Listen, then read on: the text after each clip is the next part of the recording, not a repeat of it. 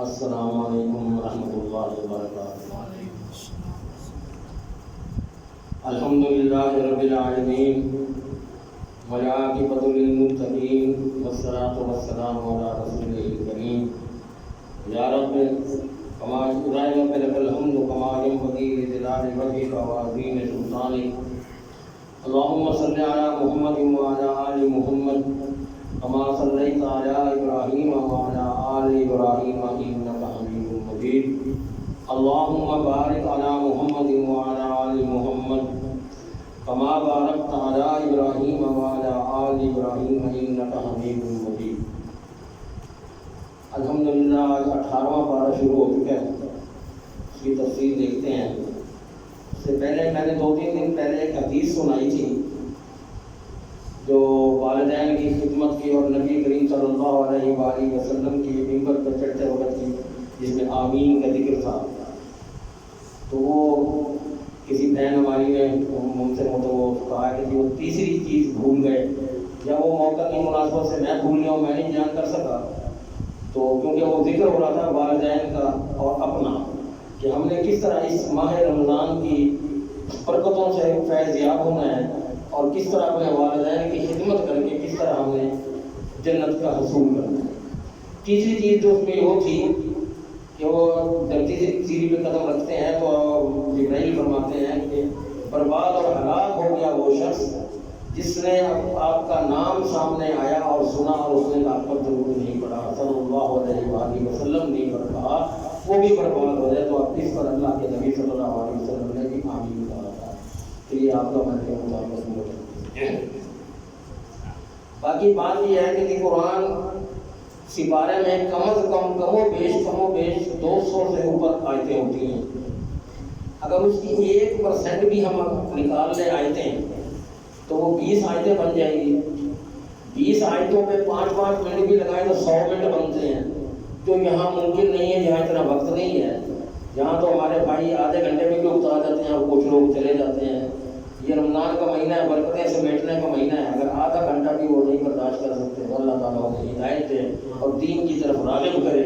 اللہ مسجدوں کو آباد کرے، اور خاص طور پہ اس مسجد جگہ کہاں بنائی گئی ہے، جنہوں نے بنائی ہے اور جنہوں نے بنانے میں اس کے ہاتھ شامل ہے، وہ ساری ہر قسم کی مدد شامل ہے۔ اللہ سب کو اس کے اجر عظیم عطا فرمائے اور اس مسجد کو رہتی دنیا تک قائم رکھے، اور اس کی آبادی میں بھی ہمیں خود حصہ لینا چاہیے کہ اس کو آباد کریں۔ اس کے لیے یہ سلسلہ شروع کیا گیا کہ چلو کچھ مل بیٹھنے کا بہانہ ہے، کچھ قرآن کو بھی سیکھ لیں گے، کچھ قرآن کی کچھ 2-4 آیتوں کی 2-4 منٹ لگا کے بھی مقصد تو نہیں پورا ہوتا۔ واقعات اتنے لمبے ہوتے ہیں کہ ان کو بیان کرتے کرتے بھی وقت لگ جاتا ہے، جن وقت کا احساس نہیں ہوتا ہے، لیکن گھڑی ہماری واقع نہیں بنتی، وہ کہتی بس بھی ہو۔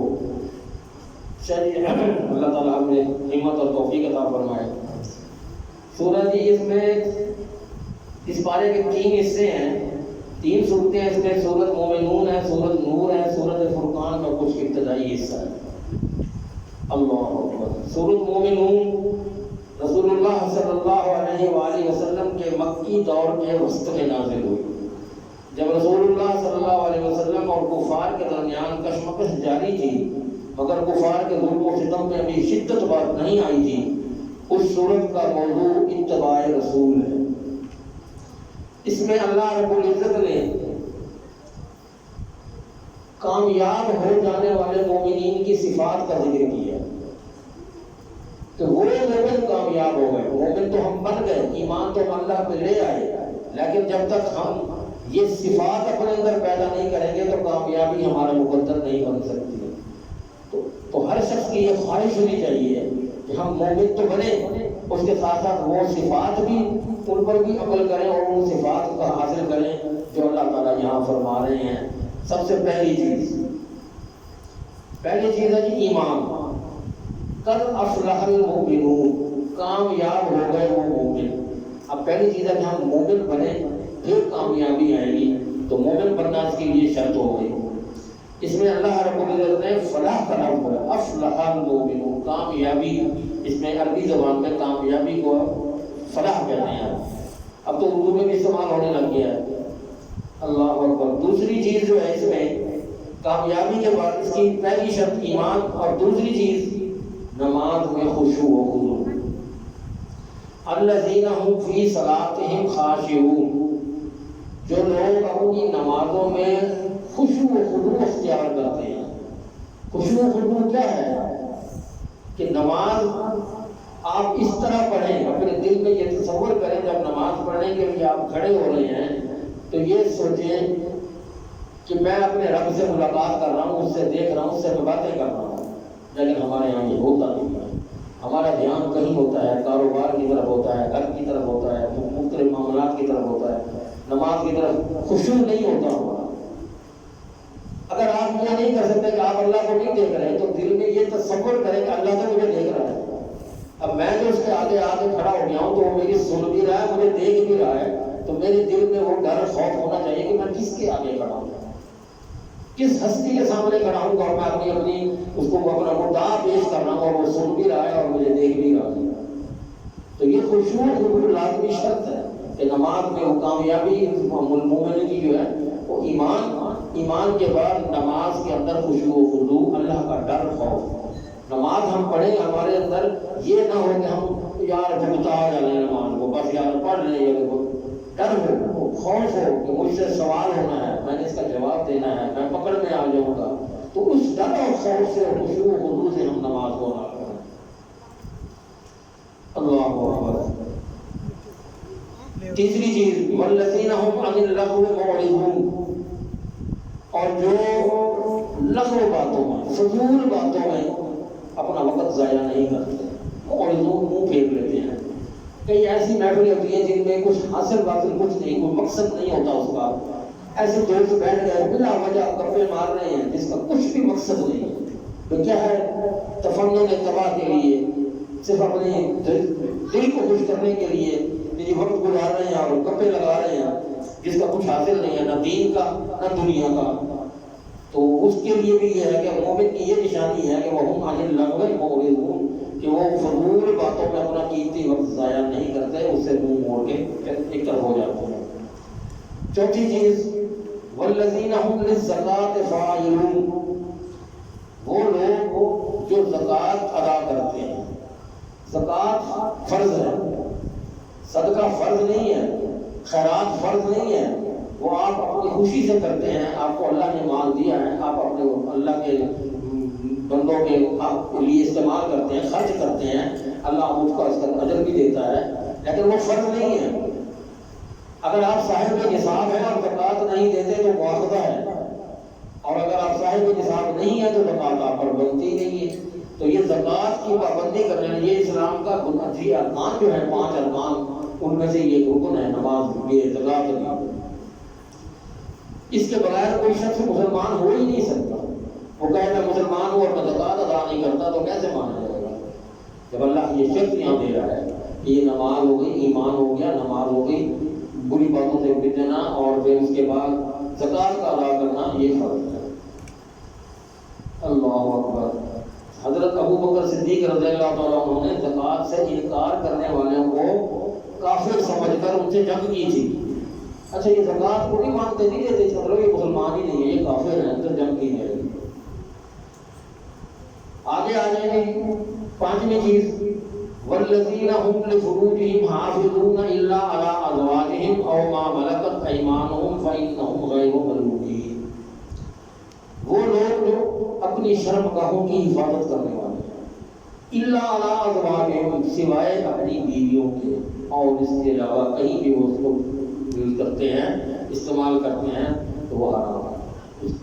جو لوگ اپنی بیویوں کے علاوہ کہیں اور نہیں ہو جاتے تو وہ اپنی شرمگاہ کی حفاظت کرنے والے میں سے ہیں، جو کہ مومنین کی کامیابی کی نشانی ہے۔ اب بیویوں کے علاوہ اس دور میں تھا لونڈیاں بھی ہوتی تھیں جن سے نکاح کیا جا سکتا تھا، او ما ملکت ایمانہم، جو ان کی ملکیت میں آ جاتی تھیں جو لونڈیاں، اب تو وہ رواج نہیں رہا لیکن اس دور میں تھا، تو یہ اس وقت بھی یہ ذکر کیا جاتا۔ فَإِنَّهُمْ غَيْرُ مَلُومِينَ، تو وہ پھر ایسے لوگ جو ہیں جو اپنی حفاظت کرتے ہیں شرمگاہ کی اور اپنی بیویوں کے علاوہ اور کسی کو استعمال نہیں کرتے، تو ان کے وہ ملامت نہیں کیے جائیں گے، ان کو کوئی شرمندگی نہیں ہوگی۔ اور جو اس کے علاوہ فَمَنِ ابْتَغَىٰ وَرَاءَ ذَٰلِكَ، جو اس کے علاوہ کچھ بھی کرے گا، یہ بات نہیں مانے گا اپنی بیویوں کو اور لونڈیوں کو ذکر ہے وہ چھوڑ دے گا اور دوسری طرف تھینکیاں مانتا پھرے گا تو پھر وہ حد سے بڑھ جانے والے لوگ ہیں. وہ حد سے کراس کر دی ہے، جبکہ اللہ فرماتا ہے کہ حد کو کراس مت کرو. اللہ زنا جو ہے یہ کبیرہ گناہوں میں سے بلکہ اکبر الکبائر گناہ ہے. اس کی سزا دنیا میں بھی مل جاتی ہے، آخرت میں تو ہے ہی ہے جو ہے. اچھا جی آگے چھٹی بات یہ امانت داری. والذین هم لأماناتهم وعہدهم راعون، اور وہ لوگ جو اپنی امانتوں کا اور اپنے وعدے کا پاس کرتے ہیں، جو ان کو امانتیں جس انداز سے بھی جس طرح سے بھی جو چیز ان کے پاس امانت ہے وہ اس کی ادائیگی کے لیے بھرپور کوشش کرتے ہیں، اور وہ کرتے ہیں، ادا کر دیتے ہیں. اور وہ اپنے عہد کا جو اللہ کے اور دوستوں سے آپس میں جو کوئی وعدہ وہی کرتے ہیں اس پر بھی وہ پورے اترتے ہیں، وہ بھی مومنوں کی کامیابی کی نشانی ہے. اللہ کے رسول بھی فرماتے ہیں مشکات شریف کی حدیث میں، لا ایمان لمن لا امانت لہ ولا دین لمن لا عہد لہ. اس شخص کا ایمان ہی نہیں جس میں امانت داری نہ ہو. جو امین نہیں ہے، صادق اور امین آج بھی بڑا چکر چل رہا ہے ہمارے ملک میں بھی، جو امین نہیں ہے، امانتیں لوگوں کی ادا نہیں کرتا، تو اس کا ایمان نہیں ہے. اور اس بندے کا دین سے کوئی تعلق نہیں ہے جو وعدے کی پاسداری نہیں کرتا، جو اپنا وعدہ پورا نہیں کرتا، اس کا دین سے کوئی تعلق نہیں. آگے آگے نمازوں کی حفاظت کس طرح ہے؟ والذین هم علی صلواتہم یحافظون، اور وہ لوگ کامیاب ہو گئے، وہ مومن کامیاب ہو گئے جو اپنی نمازوں کی حفاظت کرتے ہیں. نمازوں کی حفاظت کا کیا مطلب ہے؟ کہ نماز کو اس کی پابندی کریں، پہلی چیز پابندی کریں، دوسری چیز خشوع و خضوع کے ساتھ پڑھیں، اللہ کے ڈر سے پڑھیں. اس وقت تو صحابہ آپ نے اکثر سنا ہوگا کہ وہ اس حد تک نماز میں ہو جاتے تھے کہ ان کو اگر تلوار کی ضرب کر کے ان کا جسم کا کوئی حصہ کاٹ دیا جائے انہیں پتہ نہیں لگتا تھا. اس طرح وہ نماز میں ہو جاتے تھے کہ ہم اللہ سے ہم کلام ہو رہے ہیں. اور پھر نماز کے لیے طہارت کا خیال بھی رکھنا اور نماز کو پوری شرائط اور پورے آداب کے ساتھ ادا کرنا، یہ نماز کی حفاظت ہے، خاص طور پر اس کے وقت پہ پڑھنا. ایک اور جگہ بھی ہے نا، ان الصلاۃ علی المؤمنین کتابا موقوتا، مومنوں پر جو نماز ہے اس کے مقررہ وقت پہ فرض کی گئی ہے، تو وہ ہم مقررہ وقت پر اس کی نماز کی ادائیگی کریں. ایک اور جگہ بھی ہے فویل للمصلین، بربادی ہے ان نمازیوں کے لیے. اللہ، ایک تو وہ نمازی ہے، پھر بربادی کیا ہے؟ سورۃ ماؤون ہے، فویل للمصلین الذین هم عن صلاتهم ساہون، جو اپنی نمازوں سے بے خبر ہیں، غافل ہیں. اچھا یار پڑھ لیتے ہیں، ٹائم ہو گیا، اذان ہو گئی، سن لی، کان میں اذان کی آواز پڑ گئی، میں یہ کام کر لوں، میں یہ گھر بھگتا لوں، میں یہ کر لوں، میں وہ کر لوں. اپنی نماز سے غفلت برتتے ہیں، ان کی بربادی کا اللہ ذکر فرما رہا ہے کہ اللہ کہتے ہیں فویل للمصلین، بربادی ہے ان نمازیوں کے لیے جو اپنی نمازوں سے غافل رہتے ہیں. ہم یراؤن الذین ہم یراؤن، اور وہ لوگ جو دکھاوے کی نماز پڑھتے ہیں. میں نماز پڑھوں مجھے فلانے دیکھیں کہ پہلے بڑا نمازی ہے، دکھاوا کرنا، جو دکھاوا کرتے ہیں وہ ہر کام میں دکھاوا تھا، میں بڑا نہ بڑا ہوں، مجھ سے لوگ مروب ہوں. اب یہ اوصاف بیان کرنے کے بعد اللہ کیا فرما رہے ہیں؟ اولئک هم الوارثون، یہی وہ لوگ ہیں جو وارث ہیں. کس کے وارث ہیں؟ آگے اس کی پھر تفصیل کریں. الذین یرثون الفردوس، وہ وارث ہیں اس جنت الفردوس کے جو میرے پاس مقرر کی گئی ہے ایسے لوگوں کے لیے جو میں نے بنا رکھی ہے، تیار کی گئی ہے. ہم فیہا خالدون، وہ اس میں ہمیشہ رہیں گے. یہ مومنوں کی نشانی اللہ تعالیٰ نے بنائی ہے.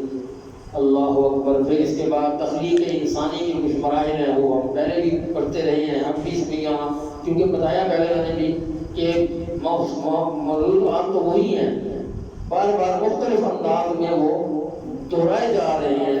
کس طرح ہم نے انسان کو ایک حقیر مٹی سے بنایا، پھر اسے ایک قطرے سے محفوظ کیا، اس کو قطرے کو محفوظ ٹھکانے میں رکھ دیا، پھر اسے ایک قطرے کو جمع ہوا خون بنا دیا لوتھڑی کی شکل میں، پھر اس کو بوٹی کی شکل میں لے آئے، پھر اس بوٹیوں کی ہڈیاں بنائیں، پھر ہڈیوں میں گوشت چڑھایا. یہ ساری تفصیل ہے، اس کو پڑھنے کے بعد ٹائم اور زیادہ لگے گا.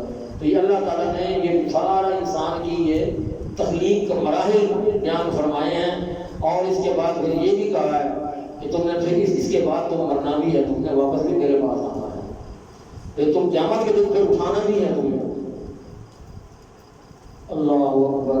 رسول اللہ صلی اللہ علیہ وسلم مسلم شریف کی حدیث میں فرماتے ہیں کہ تم میں سے ہر ایک کا مادہ تخلیق جو ہے 40 دن تک اس کی ماں کے پیٹ میں اکٹھا کیا جاتا ہے، پھر وہ اتنی مدت کے لیے علقہ بن جاتا ہے، تھوڑا سا بن جاتا ہے، پھر اتنی مدت کے لیے مضغہ کی شکل بن جاتا ہے، وہ گوشت کی شکل میں، پھر اللہ تعالیٰ فرشتے کو بھیجتا ہے جو اس میں روح پھونکتا ہے اور اسے 4 باتوں کا حکم دیا جاتا ہے، اور اس کا رزق، اس کی عمر، اس کا عمل، اور اس کے لیے کیا اللہ نے لکھ دیا، جو کچھ نصیب اس کے وہ سارے لکھ دیے جاتے ہیں کہ یہ خوش نصیب ہوگا، بد نصیب ہوگا۔ ابھی وہ پیدا نہیں ہوا لیکن سب کچھ لکھا جاتا ہے۔ اس کے بعد اللہ نے ہر جگہ، ہر آیت میں چلتے جائیں، ہر قرآن کے سپارے میں چلتے جائیں، ہر رکوع میں دیکھیں کہیں نہ کہیں توحید کا ذکر ضرور ہے۔ توحید توحید توحید، اللہ کے ہاں صرف توحید کا ہی زور ہے۔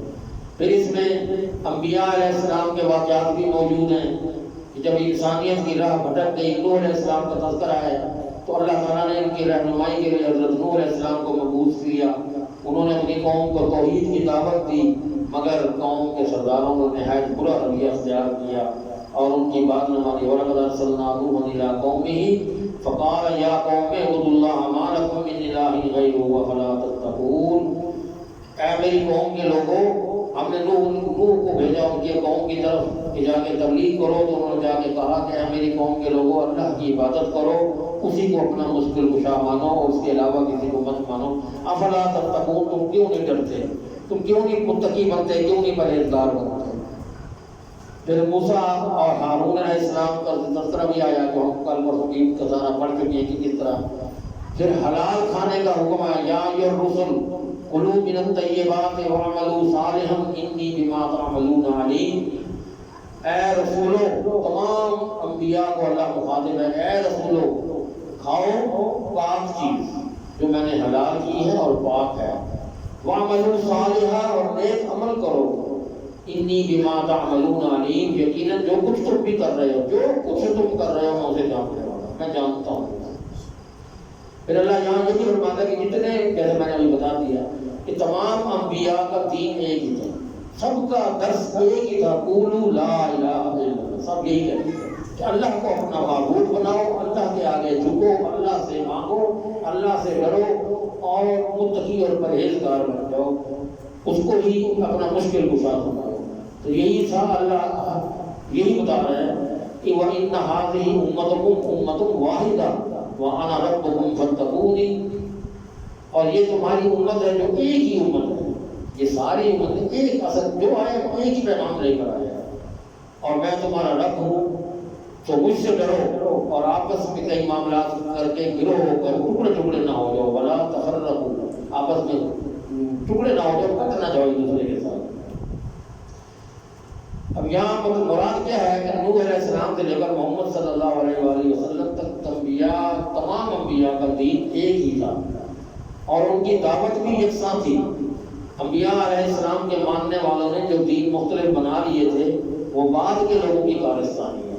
انبیاء نے یہ تربیت نہیں دی تھی، یہ حکم نہیں دیا تھا، یہ دین نہیں بتایا تھا، لوگوں نے اس میں آگے اپنی چیز طرف سے ملاوٹ کر لی تھی، نئی چیزیں کھڑ لی تھی۔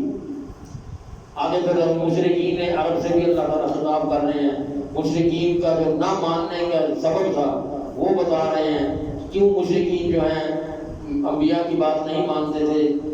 وَلَوْ اتَّبَعَ الْحَقُّ أَهْوَاءَهُمْ لَفَسَدَتِ السَّمَاوَاتُ وَالْأَرْضُ وَمَنْ فِيهِنَّ بَلْ أَتَيْنَاهُمْ بِذِكْرِهِمْ فَهُمْ عَنْ ذِكْرِهِمْ مُعْرِضُونَ۔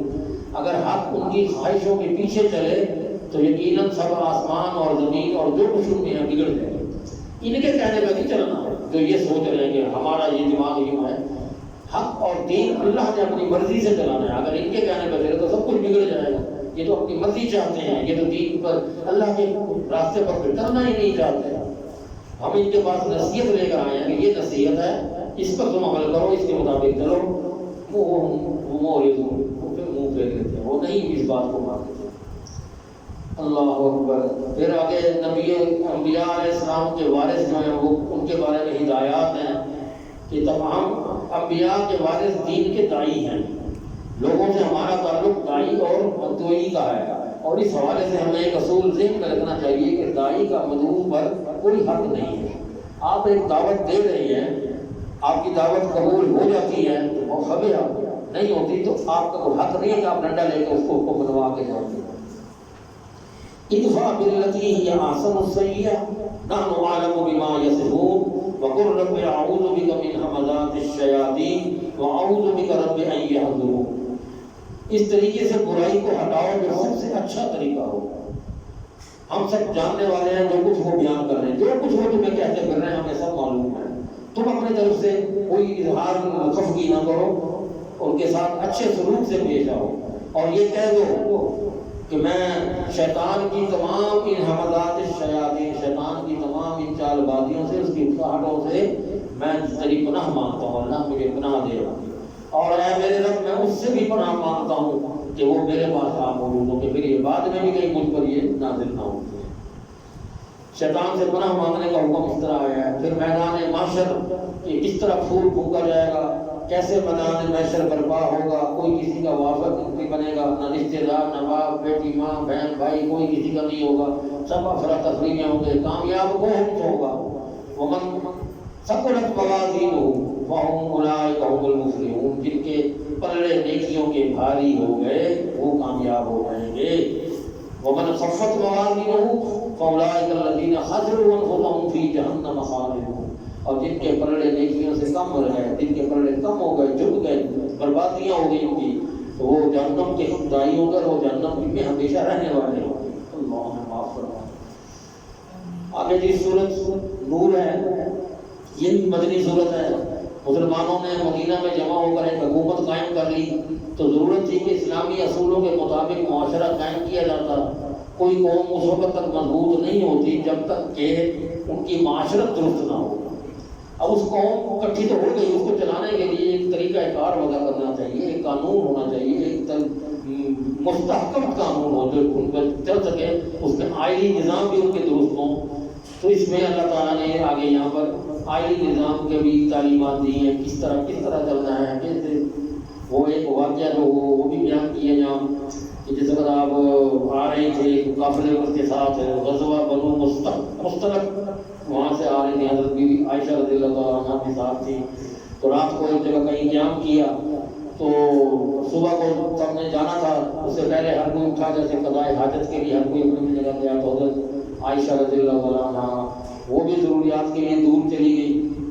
تو واپس ہوئی تو دیکھا ہاتھ لگایا تھا تو وہ جو ہار تھا ان کا وہ ہار غائب تھا، ہار نہیں تھا. تو پریشان ہوئی کہ ہار کہاں گر گیا. وہ اس کو دیکھنے کے لیے دوبارہ آ گئی کہ میں جہاں تک گئی ہوں وہاں دیکھوں پھر ہار نہ پڑا ہو. تو ہار وہاں گرا پڑا، مل گیا. وہ پھر آئی واپس تو قافلہ جا چکا تھا. بی بی عائشہ فرماتی ہیں کہ میں وزن میں بہت دبلی پتلی تھی تو پتہ ہی نہ لگ سکا، جو ڈولی اٹھانے والے کو ہار تھے ان کو پتہ ہی نہ لگ سکا کہ میں بیٹھ گئی ہوں ادھر کہ نہیں بیٹھی. انہوں نے اٹھایا کجاوا اور چل پڑے. تو میں وہیں بیٹھی رہ گئی پریشان. کے اس کو ٹیلی فون کے دور تو نہیں تھی کہ وہ بلاتے تھے میں رہ گئی، مجھے لینا. وہ بیٹھی ہے پریشان، قافلہ جا چکا. اللہ اکبر. پھر ایسا تھا کہ ہر جب قافلہ کہیں قافلے کی صورت میں ہوتا تھا تو اللہ کے نبی صلی اللہ علیہ وسلم ایک بندے کی یہ ڈیوٹی لگا دیتے تھے کہ تم پیچھے رہو، جہاں جہاں سے قافلہ گزرتا ہے وہ تم پیچھے آ رہو اور آتے وقت دیکھتے آیا کرو راستے میں قافلے کا کوئی سامان تو نہیں گر گیا، کسی کی کوئی چیز تو نہیں گر گئی، تو وہ دیکھتے رہو. تو بی بی عائشہ فرماتی ہے کہ میں وہاں پر ایک پتھر پہ بیٹھ گئی پریشان. جب کیا کروں میں سوچ میں بیٹھے مجھے نیند آ گئی. میں وہاں لیٹ گئی، مجھے نیند آ گئی اور اس نیند کی حالت میں میرے چہرے پہ سے پردہ ہٹ گیا. اب وہ جو قافلے کا جو بندہ پیچھے اللہ کے نبی نے مقرر کیا ہوا تھا وہ چلتا ہوا آ رہا تھا. تو وہ سامان چیک کرتے والے اس نے دیکھا تو یہ بیوی ہے. اور اس نے مجھے پردے سے پہلے جب احکام پردے کے نہیں آئے تھے، جب تک پردہ جو حکم آیا تھا اس سے پہلے اس نے مجھے بچپن میں دیکھا ہوا تھا.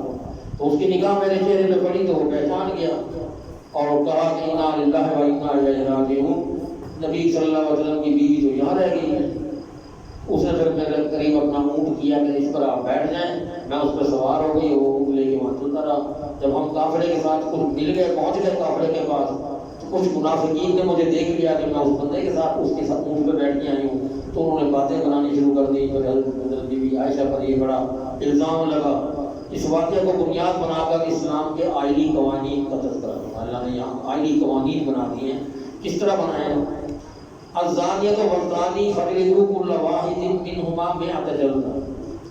زانی مرد ہو یا زانی عورت ہو، دونوں میں سے دونوں کو 100 کوڑے مارے جائیں. ہے ہمارے یہاں 75 سال ہو گئے پاکستان کو بنے ہوئے، کبھی سنا ہے کہ زانی پکڑا گیا ہے، زانی مرد اور زانی عورت پکڑے گئے ہیں، کوڑے مارے گئے ہوں؟ یہ حکم ہے غیر شادی شدہ عورت کے لیے. غیر شادی شدہ مرد اور غیر شادی شدہ عورت کے لیے زانی مرد اور عورت کو پکڑو اور ان کو 100 کوڑے مارو. ہمارے یہاں تو بیٹھی ہیں جو حکومتی ایوانوں میں، وہ کہتے ہیں یہ وحشیانہ سزائیں ہیں. کیوں ہے کہ ہم اسلام سے ہٹتے جا رہے ہیں، ہم کیوں برباد ہو رہے ہیں، ہم کیوں تنگ ہو رہے ہیں، ہم پر کیوں پریشانیاں لاحق ہو رہی ہیں؟ کہ ہم نے اسلام کو دور رکھ دیا، اسلام کو پتہ کچھ ڈال دیا. اللہ کا حکم اور اس کو ہم وحشیانہ بات کرتے ہیں. اللہ اکبر. اللہ فرماتا ہے کہ اگر تم میں سے کوئی دین کو سمجھتا ہے اور اللہ اور یوم آخرت پر ایمان رکھتا ہے تو لازم ہے کہ ان سزاؤں کے وقت مومنوں کی ایک جماعت موجود ہے. یہ اور غیر شادی شدہ کے لیے کیا ہے؟ یہ حکم تھا. اور شادی شدہ کے لیے کیا ہے؟ یہاں حدیث میں بھی اس کا ذکر آتا ہے کہ وہ جو زنا کا مرتکب ہو اس کو زمین کے اندر گاڑ کر یا کسی ستون کے ساتھ یا کسی پہاڑ کے کسی جگہ پہ باندھ کر اس کو پتھر مار مار کر ختم کر دے. جو رجم کر دیتا، رجم کر دیا، رجم مار دیا. اسی لیے نفسانی خواہشوں میں مجبور ہو کر، کیوں جو وہ شادی شدہ تھا اس کو مار دینا ہے. یہ شادی سے کو کوڑے مارنے ہیں، کوڑے مارنا تو بندہ مر نہیں جاتا، بچ بھی جاتے ہیں. اس کو پتھر مار مار کے ختم کر دینا ہے. کیوں کر دینا ہے؟ کہ وہ شادی شدہ تھا، اس کے پاس تو اپنی ہوس نفسانی خواہش کو پورا کرنے کے لیے بیوی موجود تھی، پھر اس نے ایسی حرکت کیوں کی؟ اسی لیے تو حکم تھا کہ اور شادی کر لے گا. کیوں حکم ہے 4 کر لے گا؟ اسی لیے کہ وہ اگر ایک سے نہیں پورا ہوتا 2 رکھے 3 رکھے 4 رکھے، لیکن یہ زنا کی طرف مت آیا، اللہ کے حکم کی خلاف ورزی کرتے ہیں. پھر یہ بھی حکم آیا ہے الزانی لا ينكح الا زانیۃ او مشرکہ. زانی مرد ہو وہ زانی عورت سے ہی شادی کرے، اور زانی عورت جو ہے وہ صرف زانی مرد سے شادی کرے. ہمارے یہاں یہ رواج ختم ہے، ہم نہیں سمجھتے. ہمارے شادی شدہ ہمارے گھر میں کوئی فرد بھی زنا کی مرتکب ہو رہے ہوں تو ہم ان کی پرواہ نہیں کرتے. یہ اسلام سے دوری ہے، یہ اللہ سے دوری ہے، اللہ کے نبی سے دوری ہے. پھر تہمت لگانے کے بارے میں آیا ہے. یہ زنا کا بھی تہمت لگ جاتا ہے، جیسے یہ تہمت یہاں لگی تھی عائشہ رضی اللہ عنہا نے. تو اس کے بارے میں بھی طریقہ کار اختیار کیا گیا ہے. والذین یرمون المحصنات ثم لم یأتوا بأربعة شهداء فاجلدوهم 80 جلدہ. جو پاک دامن عورتوں پر تہمت لگاتے ہیں، بھئی اب میرا اس سے کام نہیں ہوگا، میں اس پہ الزام لگاتا ہوں، ان کے پاس 4 گواہ بھی نہیں ہوتے، ثبوت نہیں ہوتا، اور وہ تہمت لگا دیتے ہیں اور وہ گواہ پیش نہیں کر سکتے، تو ان کو کیا کرنا ہے؟ 80 کوڑے مارے جائیں. 80 جلدہ، 80 کوڑے مارے. ہے ہمارے یہاں یہ لوگ، ہمارے یہاں یہ سزا ہے. اور پھر 80 کوڑے مارنے کے بعد وَلَا تَقْبَلُوا لَهُمْ شَهَادَةً أَبَدًا. پھر ہمیشہ کے لیے، ساری زندگی کے لیے ان کی گواہی قبول نہیں کرنی. پھر وہ گواہی دینے کے قابل نہیں رہیں گے. اب آئندہ کسی معاملے میں ان سے گواہی نہیں لی جائے گی. وَأُولَٰئِكَ هُمُ الْفَاسِقُونَ. یہ سارے لوگ یہ فاسق ہیں. إِلَّا الَّذِينَ تَابُوا. ہاں اگر کوئی توبہ کر لے، اپنی اس غلطی پر سے نادم ہو کر آئندہ کے لیے توبہ کر لے، وَأَصْلَحُوا، اور اپنی اصلاح کر لے، فَإِنَّ اللَّهَ غَفُورٌ رَحِيمٌ. تو اللہ غفور ہے، بخشنے والا ہے، رحم کرنے والا ہے. اسی طرح خاوند اور بیوی پر تہمت کا، اس میں بھی یہی طریقہ ہے. وَالَّذِينَ يَرْمُونَ أَزْوَاجَهُمْ وَلَمْ يَكُن لَّهُمْ شُهَدَاءُ إِلَّا أَنفُسُهُمْ فَشَهَادَةُ أَحَدِهِمْ 4 شَهَادَاتٍ بِاللَّهِ. جو لوگ اپنی بیویوں پر تہمت لگائیں اور ان کے پاس کوئی گواہ نہ ہو، مگر وہ خود ہی جو ان میں سے گواہ بن جائے، تو اللہ کی قسم 4 شہادتیں ہو ضروری ہے. کہ بلا شبہ یقیناً وہ سچوں سے ہے. اور 5ویں یہ کہ اس پر اللہ کی لعنت ہو اگر وہ جھوٹوں میں سے، اگر اس نے جھوٹی تہمت لگائی ہے تو وہ پھر اس پر اللہ کی لعنت ہے. اللہ اکبر. 4 شہادتیں یہاں پر اللہ نے یہ مقرر کی ہیں. اسی طرح حضرت عائشہ رضی اللہ عنہا کی بات جب اوپر تہمت لگائی ہے، مدینے میں یہ بات پھیل گئی تو چند ایک مسلمان بھی اس میں ملوث ہو گئے. انہیں یہ بات سنی اور آگے بڑھانی شروع کر دیا، اور یہ سن لو یہ کیا ہو رہا ہے، اور یہ سن لو کیا ہو رہا ہے. تو یہ بے شک وہ لوگ جو بہتان لائے، ان الذین جاؤوا بالافک عصبۃ منکم، کہ جو لوگ بہتان لائے ہیں وہ تم ہی سے ایک گروہ ہیں، اس لیے اسے برا مت کہو، بلکہ یہ تمہارے لیے بہتر ہے۔ ان میں سے ہر آدمی کے لیے گناہ میں سے وہ ہے جو اس نے گناہ کمایا۔ جو گناہ کر رہا ہے اس کو اس کا سزا ملتی ہے۔ اگر وہ سچے ہوتے تو لازمن سے گواہ پیش کرتے۔ جب انہوں نے اپنی بات پر کوئی گواہی پیش نہیں کی تو کیا ہے ایسے مسلمانوں، تمہیں ایسی بات ہرگز نہیں کہنی چاہیے جس پر نہ تو کوئی گواہی ہو اور نہ ہی اس کا تمہیں علم ہو، تم اسے معمولی بات سمجھتے رہے ہو اور کرتے بھی رہے ہو۔ اللہ کے ہاں کسی پر تہمت لگانا بہت بری بات ہے، بہت ہی ظلم ہے۔ اسلامی معاشرے میں بے حیائی عام کرنے والوں کو بھی سزا ملتی ہے۔ ان الذين يحبون ان تشيع الفاحشة في الذين آمنوا لهم عذاب أليم في الدنيا والآخرة والله يعلم وأنتم لا تعلمون۔ وہ لوگ جو پسند کرتے ہیں کہ ان میں بے حیائی پھیلے اور وہ بے حیائی پھیلانے میں بڑا کردار ادا کر رہے ہیں ان لوگوں کے ساتھ جو ایمان لائے ہیں، تو ان کے لیے دنیا اور آخرت میں دردناک عذاب ہے اور اللہ جانتا ہے تم نہیں جانتے۔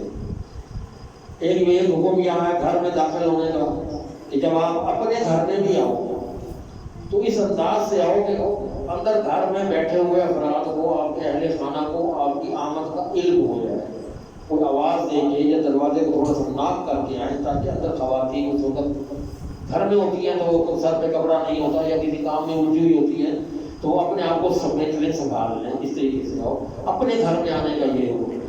اور اگر آپ اپنے گھر کے علاوہ کسی دوسرے کے گھر میں جاؤ تو اس کے لیے کیا حکم ہے کہ تم دروازے پہ دستک دو، سلام کہو، اگر کوئی جواب آ جاتا ہے تو اپنا پورا نام لے کر اپنا تعارف کراؤ کہ میں کون ہوں، تاکہ ان کو پتہ لگے وہ آپ کے کون ہیں، کس طرح ہیں، رشتے دار ہیں، عزیز ہیں، وہ دور کے یا کسی کو ملنے آئے ہیں، آپ کی تعارف پورا ہونا چاہیے۔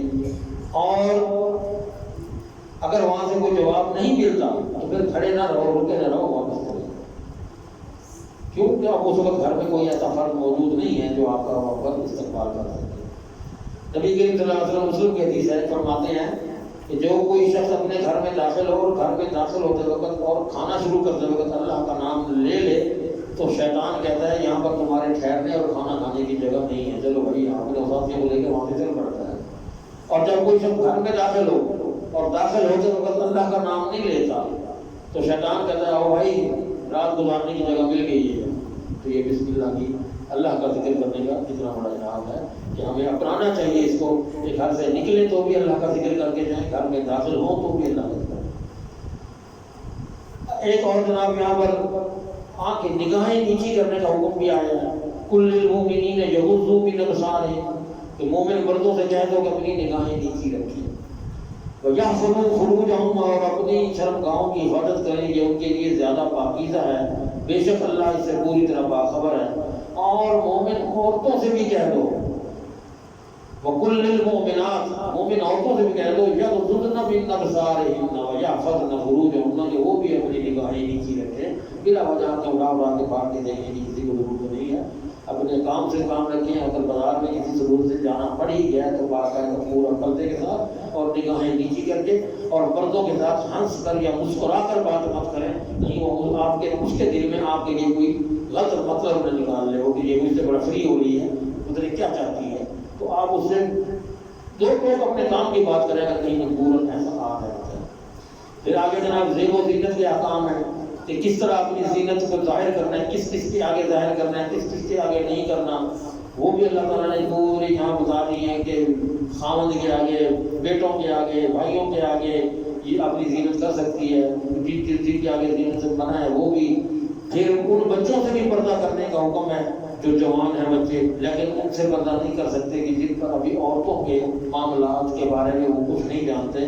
ابھی الطفل الذین لم یظہروا علی عورات النساء، کہ جن عورتوں کے ان لڑکوں کو جن کو عورتوں کے پردے کی باتوں سے واقفیت ابھی نہیں ہوئی، وہ نہیں سمجھتے، وہ نہیں جانتے ان واقعات کو۔ تو اب بیڈ روم کے احکامات بھی اللہ بتا رہا ہے، اللہ ایک ایک چیز قرآن میں ہمیں کھول کھول کے بتا رہا ہے، ہم کیوں نہیں سمجھتے؟ وَلَا تَدَبُّرُونَ الْقُرْآنَ، کیوں نہیں ہم سمجھتے کہ گھر میں داخل لِيَسْتَأْذِنَكُمُ الَّذِينَ مَلَكَتْ أَيْمَانُكُمْ، تو جب آؤ تو بیڈ روم میں خلوت والے کمرے میں اجازت لے کر داخل ہو۔ آپ کے والدین کا کمرہ ہے اور آپ رہتا رہتے ہیں، اپنے والدین سے کام ہے، ملنا ہے تو دروازہ کام کریں، آواز دے کے پوچھیں۔ اور چھوٹے بچوں کے لیے بھی لازم ہے کہ وہ نماز فجر سے پہلے اور دوپہر کے آرام کے وقت اور نماز عشاء کے بعد سونے کے وقت تمہارے خلوت والے کمروں میں داخل ہوں تو اجازت لے کر داخل ہوں، کیونکہ ان 3 اوقات میں عام طور پر عمومی لباس اتار کر سونے والا لباس ہوتا رہتا ہے، وہ اس حالت میں نہیں ہوتا۔ یہ بھی ذکر اللہ نے فرما دیا۔ پھر اس کے بعد نکاح کے احکام بھی اس میں بتائے گئے ہیں کہ نکاح وانکحوا الایام منکم، یہ میں نے پہلے بھی آیت ایک دفعہ سنائی تھی کہ جو عورت بیوہ ہو جاتی ہے یا مطلقہ ہو جاتی ہے، طلاق ہو جاتی ہے، اس کو ایامہ کہتے ہیں عربی میں، تو اپنی بے نکاح یعنی جو بے نکاح ہو گئی ہے، اس کے نکاح میں نہیں ہے، یا بیوہ ہو گئی یا طلاق یافتہ ہو گئی، تو ان کو اب گھر مت بٹھاؤ اور ان کے نکاح کرو۔ وَأَنكِحُوا الْأَيَامَ مِنكُم، جو تمہاری بیوہ عورتیں ہیں یا بے نکاح عورتیں ہیں، ان کو فوراً ان کو نکاح میں دو۔ صالحین من عبادکم وإمائکم، اور اپنے غلاموں اپنے لوڑیوں میں سے جو بھی نیک ہیں ان کا بھی نکاح کرو، جو آپ کے پاس رہتی ہیں، آپ کے زیر سایہ ہے، ان کے ساتھ بھی یہ ہے کہ ان کو نکاح کرو ان کا۔ اب مسجد میں بھی ذکر ہے کہ مسجد میں اور مومن کی کیا عظمت ہے، مومن مسجد میں کیسے ہے، اس کو کس طرح آنا رہنا چاہیے، تو انشاءاللہ یہ 2-3 باتیں ہیں، یہ اس کو کل کے بارے میں شامل کر لیں گے۔ وَأَقُولُ قَوْلِي هَٰذَا وَأَسْتَغْفِرُ اللَّهَ لِي وَلَكُمْ۔ اللہ تعالیٰ ہمیں قرآن کو سمجھنے اور اس پر عمل کرنے کی توفیق عطا فرمائے۔ وآخر دعوانا الحمد للہ رب العالمین۔ جزاک اللہ خیرا۔